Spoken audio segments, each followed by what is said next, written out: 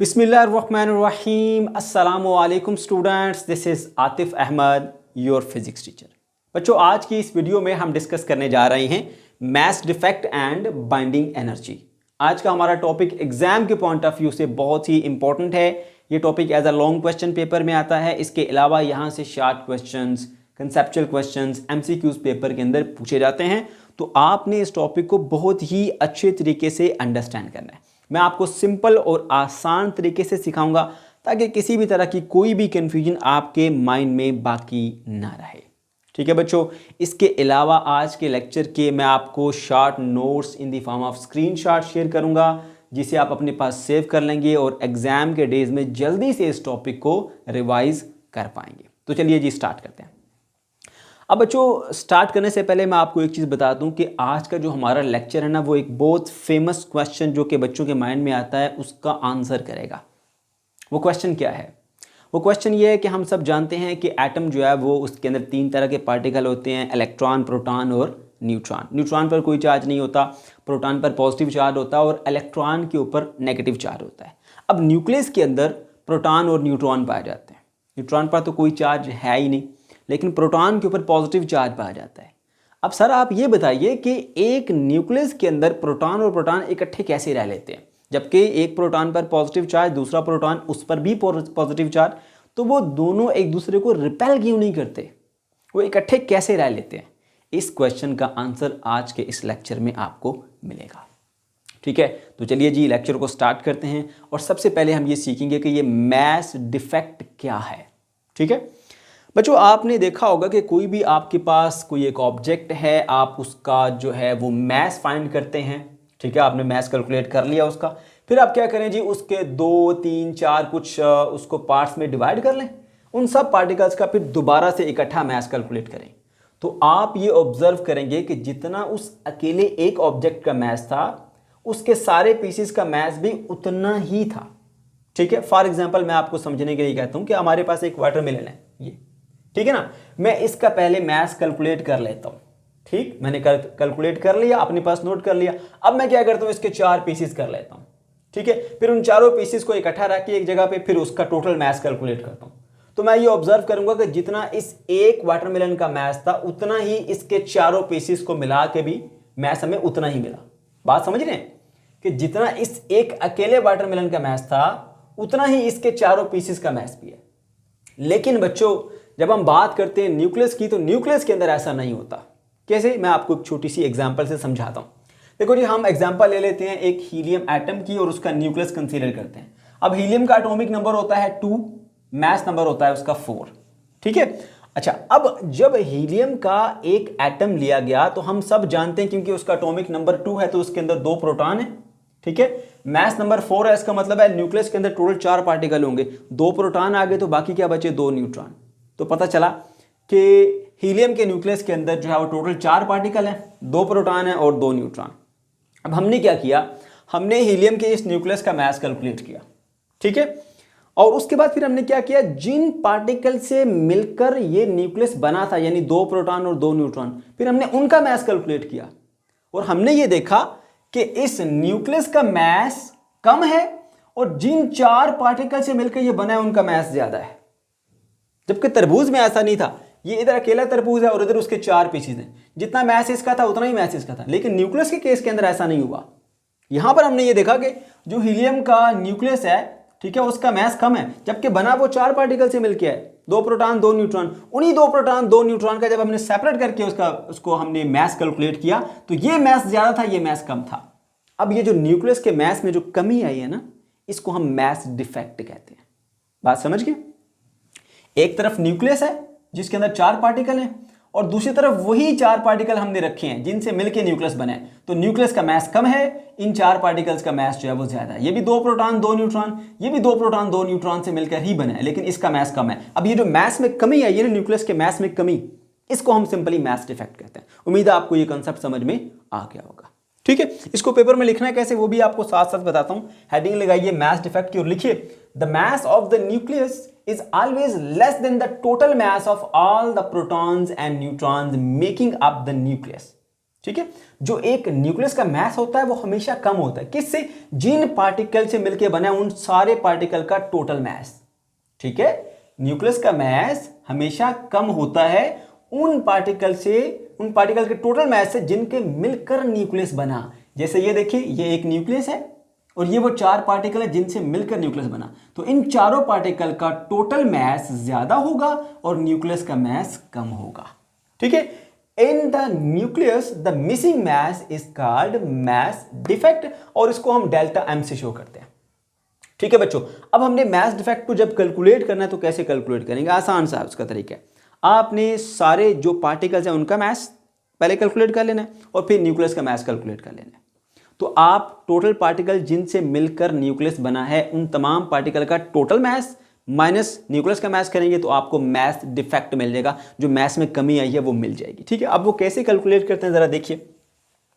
Delta M से हम mass defect को हम जो है वो डिनोट करते हैं। अब इसके अंदर 2 तरह के पार्टिकल होते हैं, जो प्रोटॉन है और जो न्यूट्रॉन है।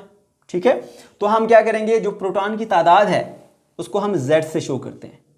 ठीक है, ये Z आ गया प्रोटॉन की तादाद और ये प्रोटॉन का मास, मल्टीप्लाई कर लो तो टोटल प्रोटॉन का मास आ जाएगा। उसके बाद फिर टोटल न्यूट्रॉन निकालने का तरीकाकार क्या होता है, हमेशा याद रखो कि मास नंबर में से एटॉमिक नंबर माइनस करो तो न्यूट्रॉन की तादाद मिल जाती है। तो ये जो A माइनस जी लिखा हुआ यानी mass number minus atomic number, ये न्यूट्रॉन की तादाद है। अब न्यूट्रॉन की तादाद को आप न्यूट्रॉन के मास से मल्टीप्लाई कर लेंगे तो आपके पास टोटल जो न्यूट्रॉन्स हैं न्यूक्लियस के अंदर उनका मास आ जाएगा। तो ये सारे प्रोटॉन का मास आ गया, ये सारे न्यूट्रॉन का मास आ गया, इनको ऐड करेंगे हमारे पास तो वो चारों पार्टिकल का टोटल मास बन गया। फिर उसके बाद हमने न्यूक्लियस का मास कैलकुलेट कर लिया। अब आपने इन चारों पार्टिकल का मास और माइनस न्यूक्लियस का मास माइनस कर देंगे उसको, तो आपके पास मास डिफेक्ट आ जाएगा। चारों मैं इस रेफरेंस से कह रहा हूं हीलियम के। ठीक है, तो जितने भी हमारे पास उसके अंदर प्रोटॉन और न्यूट्रॉन है उन सब के मैसेस को आपने ऐड करके एक बना लेना है, फिर न्यूक्लियस का मास उसमें से माइनस कर देना है, तो आपको मास डिफेक्ट मिल जाएगा। क्लियर होगी बात? अब MP यहां पे इंडिकेट करता है मास ऑफ प्रोटॉन को, MN इंडिकेट करता है मास ऑफ न्यूट्रॉन को और M न्यूक्लियस इंडिकेट करता है मास ऑफ द न्यूक्लियस को। ठीक, क्लियर हुई ये बात? ओके जी, अब हम एग्जाम्पल से ना कैलकुलेट करते हैं मास डिफेक्ट। किसका? हीलियम का ही, क्योंकि हमने हीलियम की ही एग्जाम्पल ली है, उसी का मास डिफेक्ट मैं आपको कैलकुलेट करके बताता हूं। तो एग्जाम्पल की हेडिंग लगाइएगा और लिखिएगा मास डिफेक्ट इन हीलियम। अब मास डिफेक्ट को हम इससे कैलकुलेट करते हैं, शो करते हैं डेल्टा एम से। ठीक है, उसमें सारे प्रोटॉन का मास पहले निकालेंगे, फिर सारे जो न्यूट्रॉन है उनका मास निकालेंगे टोटल करके, फिर उसमें से माइनस कर देंगे हीलियम के न्यूक्लियस का मास। अब प्रोटॉन जो हीलियम के अंदर होते हैं वो 2 होते हैं, तो 2 मल्टीप्लाई बाय MP। न्यूट्रॉन जो हीलियम में होते हैं वो भी 2 होते हैं, तो 2 मल्टीप्लाई बाय MN यानी मास ऑफ न्यूट्रॉन। और ये आ गया हमारे पास हीलियम के न्यूक्लियस का मास। ठीक हो गया, तो हमने इनकी वैल्यूज पुट करनी है। अब MP की वैल्यू आपको याद रखनी पड़ेगी 1.007276 यूनिफाइड एटॉमिक मास यूनिट यानी U, शॉर्टली पढ़ सकते हैं इसको। इसी तरह से 2 एज इट इज रहेगा। मास ऑफ न्यूट्रॉन कितना होता है? 1.008665 U। और जो हमने कैलकुलेट किया एक्सपेरिमेंटली कैलकुलेटेड मास है इसका हीलियम के न्यूक्लियस का, वो है 4.001508 U। अब आप कैलकुलेटर यूज करें, 2 को इससे मल्टीप्लाई करके एक आंसर लिख लें, प्लस 2 को इससे मल्टीप्लाई करके एक आंसर लिख लें, फिर दोनों को ऐड करें और उसमें से ये वाली टर्म आप माइनस कर दें। ठीक है, ये कैलकुलेशन तो आपको आनी चाहिए वैसे भी। तो आपको एक आंसर मिलेगा 0.030736 U। अब ये आ गया हमारे पास मास डिफेक्ट, जो कि unit unified atomic mass unit के साथ है। अगर आप चाहते हो नहीं जी मुझे तो केजी में चाहिए मास, तो क्या करेंगे? इस U की वैल्यू पुट कर लेंगे। U की वैल्यू क्या होती है जी? 1U is equal to 1.66 multiply by 10⁻⁻27 kilogram. अब यहां पर पुट कीजिए तो आपको ये किलोग्राम में मास दे देगा। ठीक है, तो ये देख सकते हैं आप, U की वैल्यू यहां पर पुट की 5.04 मल्टीप्लाई बाय 10⁻⁻29 किलोग्राम। ये आ गया हमारे पास मास डिफेक्ट इन किलोग्राम।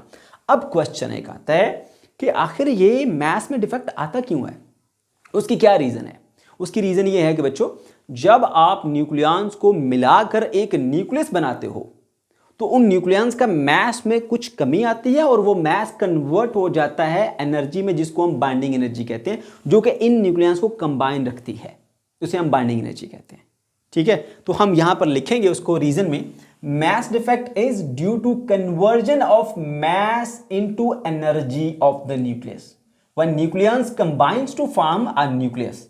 जब न्यूक्लियंस मतलब प्रोटॉन और न्यूट्रॉन, जो न्यूक्लियस के अंदर पाए जाने वाले पार्टिकल्स होते हैं ना, उनको न्यूक्लियंस कहा जाता है। तो न्यूक्लियंस मिलते हैं तो आपके पास एक न्यूक्लियस बनता है। अब यहां पर देखिए तो हमारे पास 4 हीलियम के केस के अंदर ये न्यूक्लियॉन्स थे, ठीक है। इनका मास ओवरऑल ज्यादा था। जब हमने इनको कंबाइन किया एक न्यूक्लियस बना। इस न्यूक्लियस का मास इन चारों के टोटल मास से कम हो गया। मास में जो कमी आई वो बेसिकली मास कन्वर्ट हो गया एनर्जी में। हमें आइंस्टाइन ने एक इक्वेशन दी थी E=mc², कि आप मास को एनर्जी में कन्वर्ट कर सकते हो। वो कॉन्सेप्ट यहां पर इस्तेमाल हुआ, ठीक है।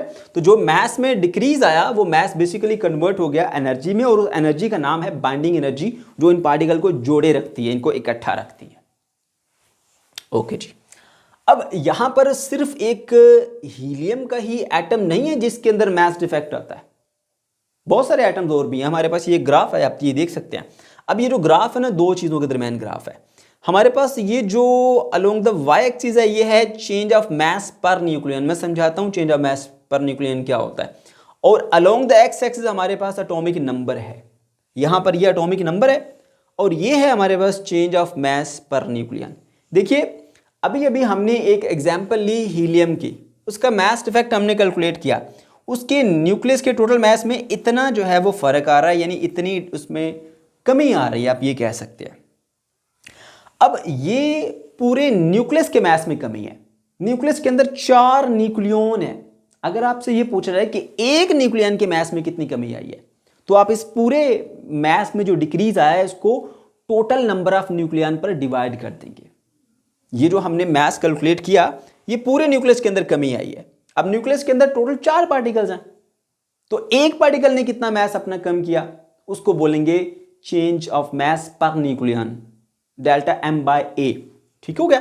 अब यहां पर हमारे पास क्योंकि 4 टोटल पार्टिकल हैं, ठीक है, तो जितने पार्टिकल्स होते हैं न्यूक्लियस के अंदर वही उस एटम का या उस न्यूक्लियाई का मास नंबर होता है। इसीलिए हम इसको डिवाइडेड बाय a कर देते हैं, यानी मास नंबर। डेल्टा m क्या है आपके पास, वो जो मास में डिक्रीज आया, जो मास में चेंज आया। डेल्टा m पर न्यूक्लियन चाहिए, यानी एक न्यूक्लियन ने कितना मास डिक्रीज किया, तो उसके लिए आप a से डिवाइड कर लोगे। जब आप इसको a से डिवाइड कर लोगे तो आपके पास ये बन जाएगा change of mass per nucleon. Clear होगी बात। अब ये हमारे पास along the Y axis change of mass per nucleon है। अलोंग द एक्स एक्सिस यहां पर एटॉमिक नंबर गिवन है।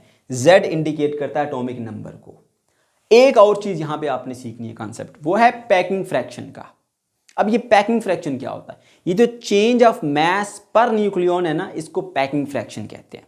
अब पैकिंग फ्रैक्शन में ना एक चीज है, बिल्कुल उसी तरह से हम चेंज इन मास निकालते हैं और उसको a से डिवाइड करते हैं, लेकिन यहां पे आपने याद रखना है कि पहले हम ये किया हमने इस फॉर्मूले के अंदर कि टोटल जो न्यूक्लियॉन्स हैं उनका मास कैलकुलेट कर दिया, फिर माइनस मास ऑफ न्यूक्लियस किया था। अब जरा उल्ट चलेंगे, पहले न्यूक्लियस का मास आएगा माइनस फिर टोटल मास ऑफ न्यूक्लियॉन्स आएगा। न्यूक्लियस के मास में से न्यूक्लियॉन्स का मास माइनस करेंगे। पहले हमने क्या किया था, न्यूक्लियॉन्स के मास में से न्यूक्लियस का मास माइनस किया था। ये देखो यहां पर ये आ गया हमारे पास टोटल मास ऑफ न्यूक्लियॉन्स। ये क्या है, मास ऑफ न्यूक्लियस। तो न्यूक्लियॉन्स के मास में से न्यूक्लियस का मास माइनस किया था। अब यहां पर पैकिंग फ्रैक्शन में ना हम एक चीज उल्ट लेके चलेंगे। वो क्या होगा कि न्यूक्लियस का मास पहले लिखेंगे और न्यूक्लियॉन्स का मास हम बाद में लिखेंगे। ठीक है, इस तरह से हम डेल्टा m की वैल्यू को कैलकुलेट करेंगे, फिर उसको हम टोटल नंबर ऑफ न्यूक्लियॉन से डिवाइड करके पैकिंग फ्रैक्शन निकालेंगे। आप लोगों की बुक में जो दिया हुआ है बाइंडिंग एनर्जी पर न्यूक्लियॉन को पैकिंग फ्रैक्शन का नाम दिया गया, बट एक्चुअली ये बाइंडिंग एनर्जी नहीं, ये चेंज इन मास पर न्यूक्लियॉन होता है। और इसकी वैल्यू नेगेटिव क्यों आ रही है, क्योंकि पहले हमने छोटी वैल्यू रखी हुई है, क्योंकि न्यूक्लियस का मास तो कम होता है, उसको हमने पहले रखा, फिर माइनस, फिर मास ऑफ न्यूक्लियॉन्स जो कि ज्यादा है। ठीक, तो ये वजह है, इसीलिए इसका आंसर जो है वो हमारे पास नेगेटिव होता है। अब आगे बढ़ते हैं। आप देख सकते हैं यहां पर कि जो पहला है यहां पर मैंने शो किया है एटम, वो है हाइड्रोजन का। हाइड्रोजन का जो हमारे पास मास में चेंज होता है वो तकरीबन ना होने के बराबर है, 0 कह सकते हैं उसको। और बाकी एटम आप देख सकते हैं बैरियम है, हीलियम है, आयरन है, इन सब के अंदर जो है वो मास में डिक्रीज आ रहा है। अब आपको मैं एक चीज क्लियर कर दूं, यहां पर जो आयरन है ना, आयरन, इसके अंदर मैस में जो चेंज है पर न्यूक्लियन वो सबसे ज्यादा आ रहा है। कैसे, मैं आपको बताता हूं। यहां पर देखिए ये लिखा हुआ है -0.009।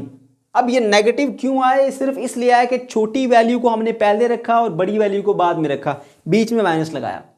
लेकिन जो डिफरेंस है ना वो यहां पे शो हो रहा है, ज्यादा डिफरेंस है यहां पर। तो जो आयरन है, आयरन, इसने ज्यादा मैस जो है वो डिक्रीज किया पर न्यूक्लियन बाकियों के मुकाबले में। हाइड्रोजन में तकरीबन ना होने के बराबर है, बाकियों में भी मैस डिक्रीज हो रहा है, लेकिन आयरन सबसे ज्यादा मैस में चेंज लेके आ रहा है। अब यहां पे जो अगर सिंपली वैल्यू की बात की जाए, इसकी वैल्यू -0.009 आ रही है, जो कि इन सब में सबसे छोटी वैल्यू है। तो हम यूं कह सकते हैं कि पैकिंग फ्रैक्शन जितनी स्मॉल होगी, आपका जो एटम का न्यूक्लियाई है वो उतना ज्यादा स्टेबल होगा। ये बात याद रखिएगा। हमारे पास ये डेल्टा एम बाई ए यानी जो पैकिंग फ्रैक्शन है उसकी वैल्यू जितनी स्मॉल होगी, जैसे इस ग्राफ में देखें, अगर सिर्फ वैल्यू पे अगर हम तवज्जो दें तो इन सब में सबसे छोटी वैल्यू -0.009 है, ठीक है, या उसके करीब करीब है। तो आयरन जो है वो हमारे पास देख सकते हैं आप कि ये आपको वैल्यू दे रहा है -0.009, जो सबसे छोटी है। तो जितनी आपकी जो वैल्यू है पैकिंग फ्रैक्शन की वो स्मॉलर होगी, उतना ज्यादा एटम का न्यूक्लियाई स्टेबल होगा। ऑब्जेक्टिव के अंदर ये पॉइंट पूछा जाएगा, याद रखिएगा। और इसको मिक्स नहीं करना इसके साथ, बाइंडिंग एनर्जी पर न्यूक्लियन, उसको भी डिस्कस करूंगा। इस पॉइंट को मिक्स नहीं करना, ये मिक्स हो जाते हैं, मैं पहले से आपको बता रहा हूं ये चीज। यहां पर पैकिंग फ्रैक्शन जो है वो डेल्टा एम बाई ए, वो जितनी उसकी कम होगी वैल्यू, उतना ज्यादा एटम जो है वो स्टेबल, उसका एटम का न्यूक्लियस स्टेबल होगा। आयरन देख सकते हैं आप, सबसे लोएस्ट न्यूमेरिकल वैल्यू -0.009 आ रही है। तो यहां पर जो है वो ये ज्यादा स्टेबल न्यूक्लियाई है। अब हम बात कर लेते हैं जी बाइंडिंग एनर्जी के बारे में। बाइंडिंग एनर्जी क्या होती है? अभी अभी हमने ये सीखा कि न्यूक्लियॉन्स को जब मिलाया जाता है तो उनके मैस में कमी आती है, वो मैस एनर्जी में कन्वर्ट हो जाता है और उसी एनर्जी को हम बाइंडिंग एनर्जी कहते हैं। अब इसको हम एक और तरीके से भी डिफाइन करते हैं। वो क्या है? वो तरीका है कि एक न्यूक्लियस को ब्रेक करके प्रोटॉन और न्यूट्रॉन में स्प्लिट करने के लिए जो कम से कम एनर्जी आपको रिक्वायर्ड होती है, उसे हम बाइंडिंग एनर्जी कहते हैं, ठीक है। और ये बात याद रखिएगा, ये जो हमारे पास न्यूक्लियॉन्स होते हैं, ये न्यूक्लियॉन्स इनिशियली इनका मैस कंप्लीट था, इनके पास एनर्जी भरपूर थी। जब हमने इनको मिला दिया, इनके मैस में कमी आ गई, इनकी एनर्जीज में भी कमी आ जाएगी। अब वो न्यूक्लियस की फॉर्म में आ गए, ओवरऑल एनर्जी इनकी क्या हो गई? कम हो गई। जब दोबारा आप उसको वो एनर्जी देंगे, वो एनर्जी अब्जॉर्ब करेगा, उसके बाद फिर स्प्लिट हो जाएगा, प्रोटॉन और न्यूट्रॉन सेपरेट हो जाएंगे। और वो कम से कम एनर्जी जो आप उसको दोगे, तो वो न्यूक्लियस से स्प्लिट होकर प्रोटॉन और न्यूट्रॉन में चेंज हो जाएगा अलग अलग, तो उसको हम बाइंडिंग एनर्जी कहते हैं। इसकी छोटी सी एग्जांपल लेते हैं हम, जिससे आपको अच्छे से ये चीज़ समझ में आ जाएगी। देखिए, आपने कहीं जाना है और आप अकेले बाइक पे जाएं तो आप पेट्रोल को अफोर्ड नहीं कर सकते, आपने डेली बेसिस पे जाना है, आप अफोर्ड नहीं कर सकते, तो फिर आप क्या करेंगे? आप ऐसे देखेंगे कोई और ऐसा हो जो अफोर्ड ना कर सकता हो, तो उसको मैं साथ ले जाऊं, हम दोनों डिवाइड कर लेंगे, तो हम दोनों चले जाएंगे। अब आप अकेले नहीं जा सकते, कोई और भी ऐसा होगा जो अकेले नहीं जा सकता, उसके पास भी डेफिशिएंसी है, पैसों की कमी है, आपके पास भी पैसों की कमी है, दोनों इकट्ठे हो जाते हैं, दोनों चले जाते हैं और साथ साथ रहेंगे। आप साथ साथ चलते रहेंगे तो आप चलते रहेंगे, लेकिन अगर आप अलग होना चाहेंगे तो आप चाह कर भी अलग नहीं हो सकते, क्योंकि आपके पास इतना पैसा नहीं है कि आप खुद से डेली बेसिस पे जा सकें, ना उसके पास इतना पैसा कि वो खुद से जा सके। तो फिर आप क्या करते हैं? आप शेयरिंग करते हैं और आप दोनों का इसमें फ़ायदा, इकट्ठे रहते हैं आप, ठीक। लेकिन जैसे ही आपके पास कहीं से पैसे आ जाएंगे और आप इस काबिल हो जाएंगे कि आप अकेले जा सकते हैं, तो आप उसको हटा देंगे और आप अकेले जाएंगे, और उसके बाद भी जब इतने पैसे आ जाएंगे तो वो खुद अकेला जाएगा। बिल्कुल इसी तरह है कि ये जो न्यूक्लियॉन्स हैं, इनके पास पहले एनर्जी थी, इनका मैस पूरा था, लेकिन जब मिले मैस में डिक्रीज आ गया, इनकी एनर्जी में भी डिक्रीज आ गया। अब ये अकेले नहीं रह सकते, अब ये इकट्ठे रहेंगे क्योंकि लो एनर्जी वाले हैं। जैसे आप और आपका दोस्त दोनों के पास बजट नहीं था, कम पैसे थे, तो आप इकट्ठे रहेंगे, इकट्ठे आते थे, इकट्ठे जाते थे। लेकिन अब जब आपके पास बजट आ जाएगा, पैसे कहीं से आपके पास आ गए, आपने अर्निंग कर ली, तो अब आप अलग अलग जा सकते हैं। इसी तरह से इनके पास जब एनर्जी कम हो जाती है तो फिर ये इकट्ठे रहते हैं, और जब दोबारा इनको एनर्जी वो मिल जाएगी तो फिर से ये अलग हो जाएंगे और फिर अलग अलग जाएंगे। इसीलिए हम कहते हैं कि बाइंडिंग एनर्जी क्या है? एक न्यूक्लियस को ब्रेक करके उसके न्यूक्लियॉन्स में चेंज करने के लिए, यानी प्रोटॉन और न्यूट्रॉन में चेंज करने के लिए जो कम से कम एनर्जी चाहिए, उसको हम बाइंडिंग एनर्जी कहते हैं। उम्मीद है अब आपको ये पॉइंट समझ में आ गया होगा। ओके जी। अब बाइंडिंग एनर्जी को कैलकुलेट करने का तरीकाकार क्या है बच्चों, आपको आइंस्टाइन ने एक इक्वेशन दी है E = mc², उसी का इस्तेमाल कीजिए। तो लिखते हैं जी E = mc²। अब मैं आपको कैलकुलेट करके बताऊंगा binding energy of helium nuclei. उसका हमने मास डिफेक्ट कैलकुलेट कर लिया था ना यहाँ पर, अब हम उसकी बाइंडिंग एनर्जी को कैलकुलेट करने जा रहे हैं। तो बाइंडिंग एनर्जी को कैलकुलेट करने का तरीकाकार क्या है कि जितना भी मास डिफेक्ट आया उसको c² से मल्टीप्लाई कर दो according to this concept E = mc²। तो E भी यहाँ पर बाइंडिंग एनर्जी को इंडिकेट कर रहा है, ठीक है। और यहाँ पे जो डेल्टा M है मास डिफेक्ट, इसकी वैल्यू हमने यहाँ पर सीख रखी है, वही वैल्यू उठा के आप यहाँ पर पुट कर दीजिए, साथ में c² मल्टीप्लाई हो जाएगा। तो ये आपके पास एनर्जी इस तरह से कैलकुलेट कर सकते हैं। एग्जाम्पल में हम एनर्जी कैलकुलेट करने जा रहे हैं हीलियम की बाइंडिंग एनर्जी। मैस में जो डिफेक्ट आया है, ये जो मैस में डिक्रीज आया है वो ऑलरेडी हमने कैलकुलेट किया, यहाँ पर देख सकते हैं delta M = 5.04 multiply by 10⁻⁻29 kilogram. अब ये वैल्यूज पुट कर दीजिए, यहाँ पर डेल्टा M की जगह पर मैस की वैल्यू पुट कर दीजिए, C की जगह पे speed of light 3 multiply by 10⁻8 meters पर सेकंड होती है, सब जानते हैं, उसका स्क्वायर है। अब काम है कैलकुलेटर का, कैलकुलेटर से इसको सॉल्व कीजिए, आपको आंसर मिलेगा 4.5 मल्टीप्लाई बाय 10⁻12 जाउल। ये आ गया हमारे पास बाइंडिंग एनर्जी, मगर ये जाउल में है। अब हमने अगर इसको इलेक्ट्रॉन वोल्ट में कन्वर्ट करना है तो हम 1.6 मल्टीप्लाई बाय 10⁻⁻19 से डिवाइड कर देंगे, तो आपको ये एनर्जी इलेक्ट्रॉन वोल्ट में मिल जाएगी।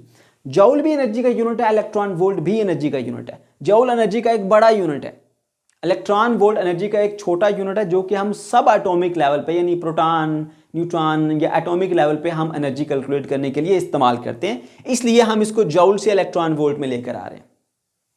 तो हमने 1.6 मल्टीप्लाई बाय 10⁻⁻19 से डिवाइड किया, तो आपको आंसर मिला 2.82 मल्टीप्लाई बाय 10⁻7 इलेक्ट्रॉन वोल्ट। ये हमारे पास एनर्जी आ गई इलेक्ट्रॉन वोल्ट में। अब देखिए यहाँ पे 10⁻7 लिखा हुआ है, अपनी आसानी के लिए हम इसमें एक प्रीफिक्स इस्तेमाल करना चाहते हैं जो इससे करीब करीब है, वो है 10⁻6। तो हम इस पॉइंट को एक स्टेप आगे ले जाएंगे, ये हो जाएगा 28.2, और ये जो 10⁻7 है ना वो फिर कम होकर 10⁻6 रह जाएगी। साइंटिफिक नोटेशन के उसूल आपने पढ़े होंगे क्लास 9th के अंदर, उन्हीं का इस्तेमाल किया गया है। एक स्टेप आपने इसको यहाँ से यहाँ शिफ्ट किया, पावर एक कम हो जाएगी, 7 से 6 पर आ गई। अब इससे ये फायदा हुआ 10⁻6 का प्रीफिक्स मेगा होता है, वो हम इसकी जगह पर इस्तेमाल कर सकते हैं। तो हमारे पास जो बाइंडिंग एनर्जी आई वो 28.2 मेगा इलेक्ट्रॉन वोल्ट आ रही है। अब हम अगर चाहते हैं बाइंडिंग एनर्जी पर न्यूक्लियन, तो वो क्या होती है बाइंडिंग एनर्जी पर न्यूक्लियन? देखिए ये पूरे उस हीलियम के न्यूक्लियाई की बाइंडिंग एनर्जी है 28.2 मेगा इलेक्ट्रॉन वोल्ट। मगर आपसे कोई अगर ये पूछे कि एक जो न्यूक्लियन है, एक जो पार्टिकल है जो न्यूक्लियस के अंदर पाया जाता है, उसकी बाइंडिंग एनर्जी निकालिए, तो उसके लिए फिर क्या करेंगे, टोटल नंबर ऑफ न्यूक्लियंस के ऊपर आप उसको डिवाइड कर देंगे। टोटल नंबर ऑफ न्यूक्लियंस को हम ए से शो करते हैं, तो हम क्या करेंगे यहाँ पर कि ई बी यानी जो बाइंडिंग एनर्जी थी उसको ए से यानी मास नंबर से डिवाइड कर देंगे। तो हम हीलियम का कैलकुलेट कर रहे हैं, हीलियम का मास नंबर 4 होता है, तो इस बाइंडिंग एनर्जी को आप 4 पे डिवाइड करेंगे तो आपको आंसर मिलेगा 7.07 मेगा इलेक्ट्रॉन वोल्ट। अब ये आ गई हमारे पास binding energy per nucleon. Binding energy के बारे में हम सीख चुके हैं। बाइंडिंग एनर्जी पर न्यूक्लियन को अगर आप डिफाइन करना चाहते हैं तो आप यूं कर सकते हैं, average energy required to remove an individual nucleon from the nucleus. पहले हमने बात की थी कि न्यूक्लियस को कंप्लीटली न्यूक्लियन के अंदर यानी प्रोटॉन न्यूट्रॉन में ब्रेक करने के लिए जो एनर्जी चाहिए कम से कम, वो बाइंडिंग एनर्जी थी। अब जब बाइंडिंग एनर्जी पर न्यूक्लियन की बात करेंगे तो न्यूक्लियस में से एक सिंगल न्यूक्लियन को रिमूव करने के लिए जो आप एवरेज एनर्जी उसको देंगे वो हमारे पास क्या होती है, उसको बाइंडिंग एनर्जी पर न्यूक्लियन कहते हैं। न्यूक्लियस में से एक न्यूक्लियन को निकालने के लिए यानी एक प्रोटॉन या न्यूट्रॉन को रिमूव करने के लिए। ओके जी, अब बाइंडिंग एनर्जी पर न्यूक्लियन से रिलेटेड एक बहुत अहम पॉइंट है जो कि एमसीक्यूज में बार बार आपसे टेस्ट किया जाएगा, याद रखिएगा। वो क्या है कि बाइंडिंग एनर्जी पर न्यूक्लियन का स्टेबिलिटी ऑफ द न्यूक्लियस के साथ एक डायरेक्ट रिलेशन है। जितना ज़्यादा बाइंडिंग एनर्जी पर न्यूक्लियन होगी उतनी ज़्यादा न्यूक्लियस उस एटम का स्टेबल होगा। मैं न्यूक्लियस की बात कर रहा हूँ, एटम की बात नहीं कर रहा। तो बाइंडिंग एनर्जी पर न्यूक्लियन जो है वो अगर ज़्यादा होगी तो आपके एटम का न्यूक्लियाई ज़्यादा स्टेबल होगा। अब हमारे पास एक बाइंडिंग एनर्जी पर न्यूक्लियन और मैथ नंबर के दरम्यान एक ग्राफ भी है। इस ग्राफ को भी ज़रा समझ लेते हैं। ये ग्राफ मैंने रफ सा ड्रा किया, बहुत ज़्यादा डिटेल से मैंने इसमें चीज़ें नहीं की ताकि थोड़ा सिंपल रहे, वरना इसके अंदर यहाँ पर ग्राफ के अंदर कुछ इस तरह के पॉइंट्स भी आते हैं, ठीक है। और हमने इसको बिल्कुल इसी तरह से स्मूथ ड्रा किया। ये है graph binding energy per nucleon और मैस नंबर के दौरान, जिसमें अलोंग द एक्स एक्सिस आप देख सकते हैं हमारे पास मैस नंबर है और along the Y axis binding energy per nucleon है मेगा इलेक्ट्रॉन वोल्ट यूनिट के साथ। तो यहां पर आप देख सकते हैं कि ये जो डिफरेंट न्यूक्लियाई हैं जिनके मैसेज अलग अलग हैं, यहाँ पे आप देख सकते हैं 0 से लेकर 250 तक मैंने ये ड्रा किए हैं और इनके अंदर जो बाइंडिंग एनर्जी है वो डिफरेंट है।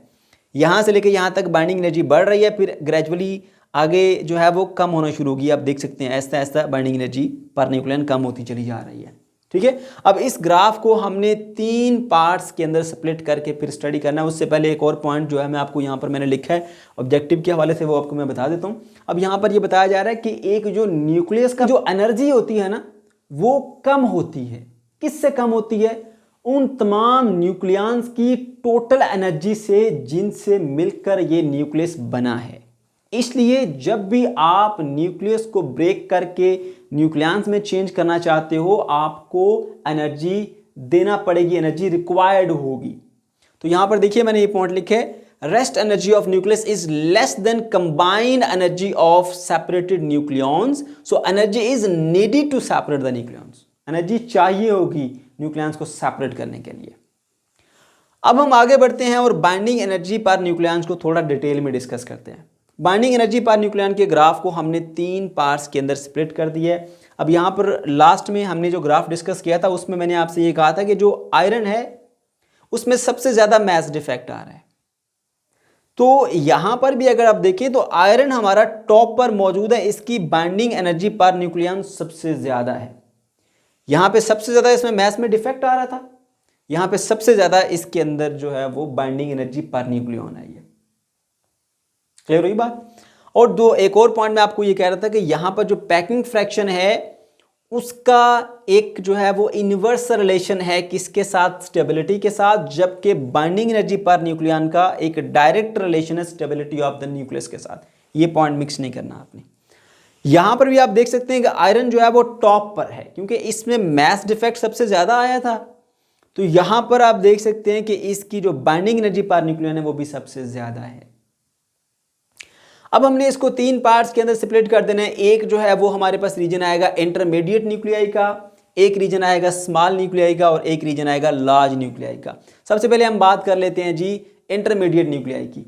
अब इंटरमीडिएट न्यूक्लियाई जो है वो यहाँ पर जो मैंने थोड़ा सा हाईलाइट किया हुआ, रफली हाईलाइट किया है, ये जो रीजन है आपका, ये वो रीजन है जहां पर वो न्यूक्लियाई पाए जाते हैं जिनकी बाइंडिंग एनर्जी पर न्यूक्लियन बहुत हाई है और ये एटॉमिक मास नंबर 50 से लेकर 60 के दरमियान पाए जाते हैं और इनकी बाइंडिंग एनर्जी पर न्यूक्लियन बहुत हाई होती है, इसलिए ज्यादा स्टेबल माने जाते हैं क्योंकि हम जानते हैं बाइंडिंग एनर्जी पर न्यूक्लियन का स्टेबिलिटी ऑफ द न्यूक्लियस के साथ डायरेक्ट रिलेशन है। हाई बाइंडिंग एनर्जी होने की वजह से सबसे ज्यादा स्टेबल न्यूक्लियाई माने जाते हैं और इनमें भी अगर देखा जाए तो आयरन, क्योंकि उसकी सबसे high binding energy per nucleon है, इसलिए सबसे ज्यादा स्टेबल एलिमेंट है। उसके बाद हम इसको देख लेते हैं कि पेपर में लिखना कैसे। आप ये बताएंगे कि from atomic mass number 50 to 60 these are the most stable nuclei with binding energy per nucleon. Binding energy per nucleon almost 8.7 mega electron volt. Example में आप इसको बता देंगे जी, निकल है हमारे पास और आयरन है, आयरन टॉप पर है, बता दिया आपने।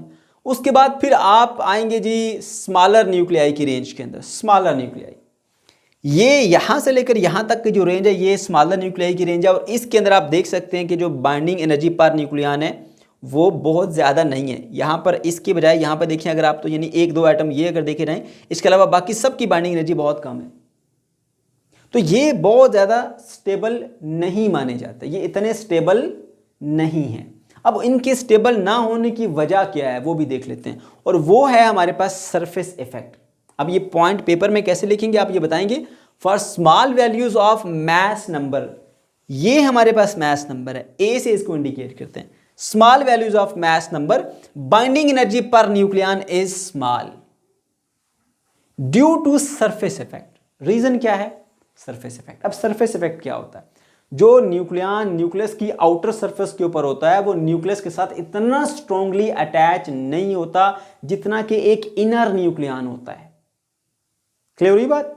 तो जितना आप न्यूक्लियस को छोटा करते चले जाएंगे, जो परसेंटेज है एक न्यूक्लियन की जो कि आउटर सरफेस पर पाया जाता है, percentage of nucleons at the outer surface वो बढ़ जाती है। मैं समझने के लिए कहता हूं, फर्ज कर लो कि एक ही न्यूक्लियन है।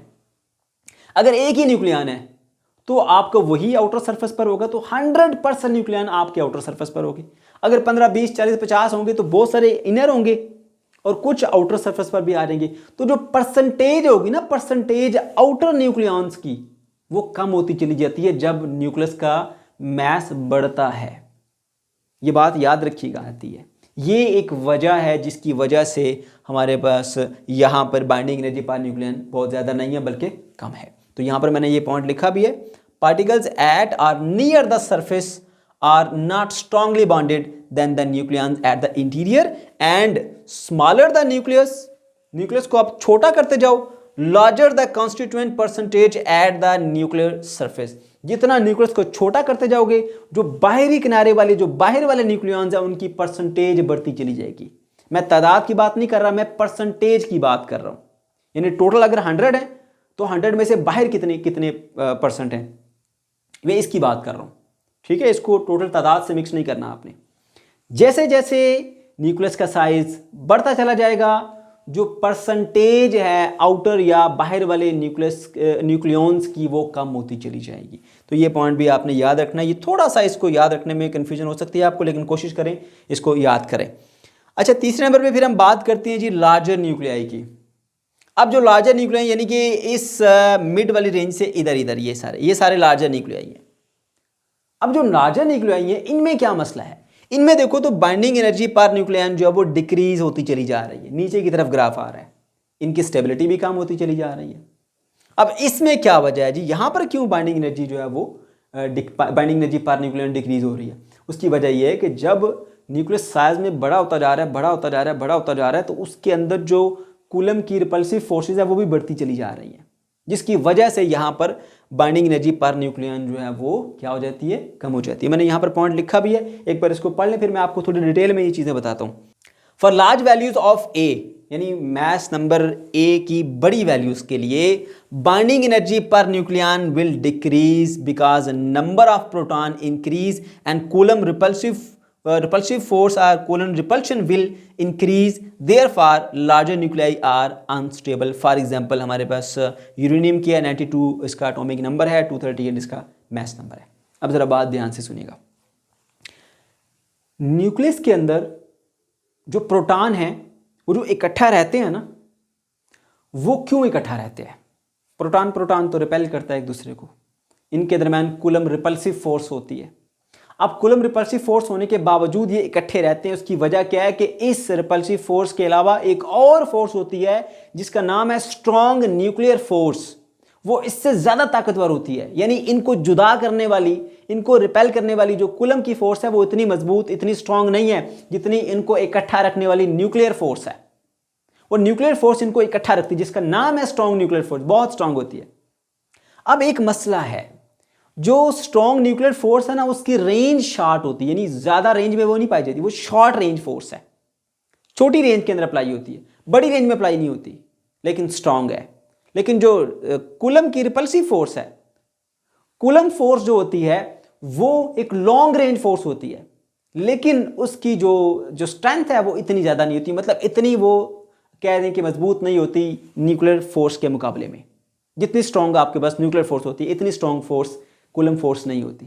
लेकिन मसला ये, जब जैसे जैसे न्यूक्लियस साइज में बड़ा होता चला जा रहा है तो उसके जो न्यूक्लियॉन्स हैं वो आहिस्ता आहिस्ता जो स्ट्रॉन्ग न्यूक्लियर फोर्स की रेंज है उससे बाहर होने की कोशिश करते हैं या बाहर होते चले जा रहे हैं। तो अब जब ये वाली फोर्स, न्यूक्लियर फोर्स थोड़ी सी कमजोर पड़ेगी तो जो कूलम की रिपल्सिव फोर्स है वो डोमिनेट हो जाएगी और इस तरह से उसकी जो बाइंडिंग एनर्जी पर न्यूक्लियन है वो कम हो जाएगी, डिक्रीज होना शुरू हो जाएगी। ये वजह है जिस वजह से हम कहते हैं कि बाइंडिंग एनर्जी पर न्यूक्लियन जो है हमारे पास कम हो जाती है। क्या वजह है जी? साइज बढ़ता है तो आहिस्ता आहिस्ता हमारे पास जो कूलम की रिपल्सिव फोर्सेज है वो बढ़ने शुरू हो जाती हैं। वो क्यों बढ़ना शुरू होगी? क्योंकि स्ट्रॉन्ग न्यूक्लियर फोर्स अब वीक होना शुरू होगी, क्योंकि उसकी रेंज से अब न्यूक्लियंस बाहर जाना शुरू हो गए। ओके जी, अब एक और चीज़ जो आपको यहाँ पर बतानी थी, लास्ट पॉइंट, वो क्या है जी? देखिए, अब यहाँ पर हमारे पास जो मोस्ट स्टेबल न्यूक्लियाई है वो है आयरन का। जो छोटे न्यूक्लियाई हैं वो कोशिश करते हैं कि उसके जैसा बने, उसके जैसा बनने के लिए वो क्या करेंगे, वो मिलेंगे, बड़ा न्यूक्लियाई बनाएंगे। तो इसलिए जो ये वाले होते हैं एलिमेंट, ये हमारे पास फिशन रिएक्शन में इस्तेमाल होते हैं, यानी फिशन वाले रिएक्शन के अंदर ये आएंगे। और जो ये वाले बहुत बड़े हैं, बड़े न्यूक्लियाई, ये कोशिश करते हैं कि अनस्टेबल से थोड़ी स्टेबिलिटी की तरफ जाएं। जो मोस्ट स्टेबल आयरन है, ये अपने आप को तोड़ते हैं और छोटा होके इसकी तरह बढ़ना चाहते हैं। तो ये वाले जो है ये टूटने वाले हैं सारे, ये आ जाते हैं हमारे पास फिशन रिएक्शन के अंदर। और जो ये वाले ये आ जाते हैं फ्यूजन रिएक्शन के अंदर। फिर से सुन लीजिए, मोस्ट स्टेबल एलिमेंट है आयरन। इससे जो छोटे हैं ये सारे, इधर छोटे ए वाले यानी ए की स्मॉल वैल्यूज वाले, वो कोशिश करते हैं कि इसके जैसा बने। इसके जैसा बनने के लिए उन्होंने क्या करना है, बढ़ाना है, खुद का न्यूक्लियर साइज बढ़ाना है। उसके लिए क्या करेंगे, फ्यूजन करेंगे। तो ये फ्यूजन रिएक्शन में इस्तेमाल होते हैं। जो इससे बड़े हैं, यानी जिनका मैस नंबर ज़्यादा है, बड़े न्यूक्लियाई हैं, वो कोशिश करते हैं कि अपने आप को छोटा करके इस आयरन की तरह अपने आप को मोस्ट स्टेबल बनाएं। तो वो इसीलिए किस में इस्तेमाल होते हैं, फिशन रिएक्शन के अंदर। तो ये बात आपने याद रखनी है। ये था हमारा आज का टॉपिक। अगर आपको कोई किसी किस्म की कन्फ्यूजन है या कोई प्रॉब्लम है तो कमेंट सेक्शन के अंदर आप ज़रूर पूछ सकते हैं। अल्लाह हाफिज़।